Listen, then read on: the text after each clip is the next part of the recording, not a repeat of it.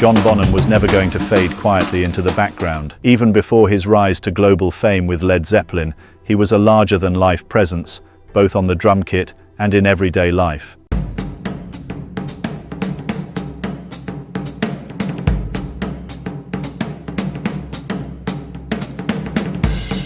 Those who knew him often described him as equal parts genius and chaos, a man who could ignite a room with his talent and dismantle it just as quickly with his antics.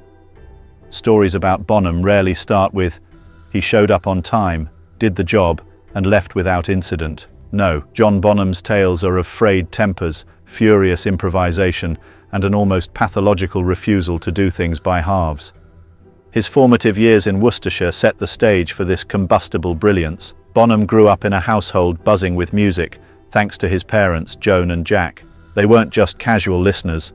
They loved jazz with a fervor that bordered on evangelism. Names like Buddy Rich and Gene Krupa weren't just thrown around, they were revered.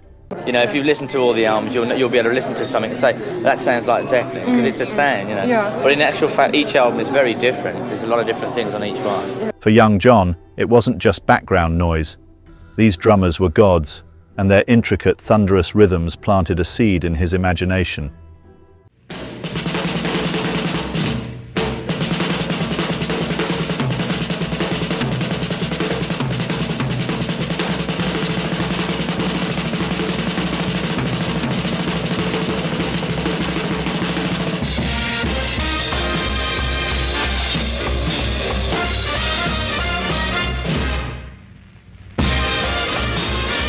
It didn't take long for that imagination to spill into practice. By the age of 5, John was building his own rudimentary drum kits. Household objects became instruments, coffee tins stood in for toms, and bath salts containers transformed into snares. Whether this resourcefulness delighted or exasperated his parents is anyone's guess. Imagine the racket. Joan, likely sensing a way to steer the chaos, gifted her son a real snare drum when he turned 10. Jack followed suit 5 years later with a full drum kit, an act that surely earned him the eternal gratitude, or ire, of their neighbors. The shed at the bottom of the Bonham garden became ground zero for John's drumming obsession. The arrangement was practical. It kept the noise somewhat contained and gave him a space to hammer away to his heart's content. But let's be honest, this is John Bonham we're talking about. Containment was never his style. The sound of his furious practicing undoubtedly spilled out into the neighborhood, a precursor to the thunderous performances that would one day shake stadiums. From the outset, Bonham's talent was undeniable. He was entirely self-taught, never bothering with formal lessons or structured guidance. His drumming was instinctive, visceral. He played like someone with something to prove, blending the technical precision of his jazz heroes with the raw energy of rock and roll.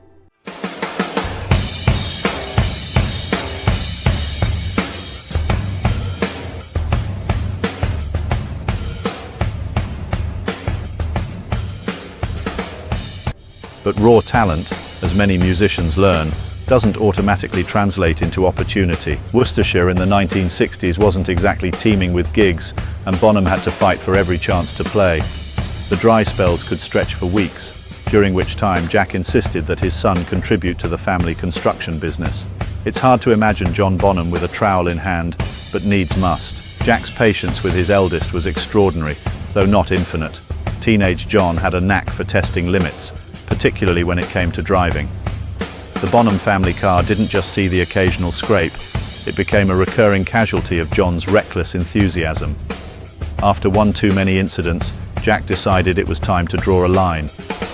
He padlocked the shed, says Nicky James, a bandmate of Bonham's from those early days. It wasn't just a punishment, it was to teach him a lesson. But timing, as they say, is everything, and Jack's disciplinary measure happened to coincide with a scheduled gig.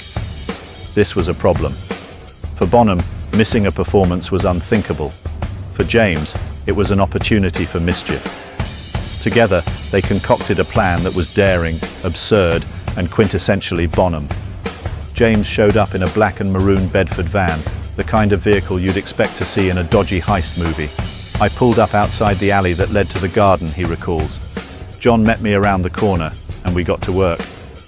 What followed was nothing short of a caper. James scaled the van and managed to lift the shed's roof, a feat that sounds both physically improbable and hilariously unnecessary. Meanwhile, Bonham scrambled to pass his drums out piece by piece.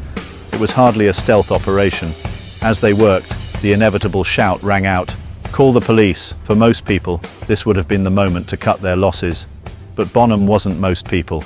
He and James threw what they could into the van, slammed the doors, and sped off before anyone could get a proper look at them. By the time they reached the venue, however, reality hit. In their haste, they'd left behind most of the kit and, crucially, Bonham's drumsticks. For an ordinary drummer, this might have spelled disaster. But Bonham wasn't ordinary.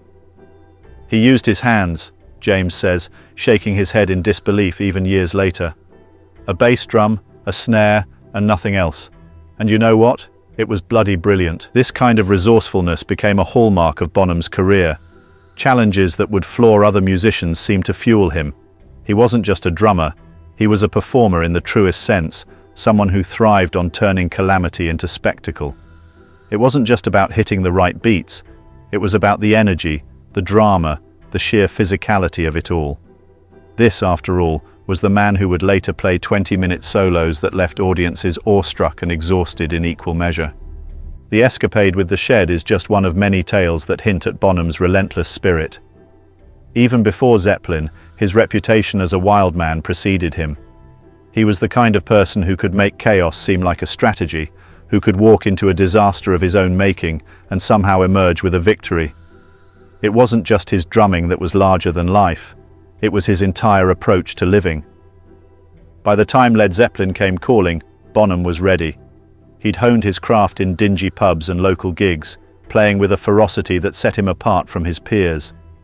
In Zeppelin, he found his perfect match, a band that demanded not just skill, but spectacle. His drum solos became the stuff of legend, full-body performances that felt less like music and more like an athletic feat. Tracks like Moby Dick weren't just showcases of his ability, they were declarations of intent. John Henry Bonham, Moby Dick.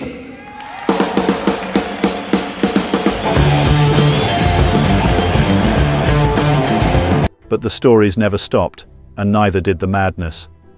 Bonham remained a maelstrom of contradictions, disciplined yet chaotic, generous yet volatile. The shed incident was just a prelude to the wild tales that would follow, tales of hotel room destruction and improbable improvisations. Yet through it all, one thing remained constant: his unwavering dedication to the music. What's most striking about Bonham isn't just the drumming or the stories, it's the passion. Whether he was bashing coffee tins as a child or playing with Led Zeppelin in front of tens of thousands, that passion never wavered. He approached every performance with the same intensity, the same need to push the boundaries of what was possible.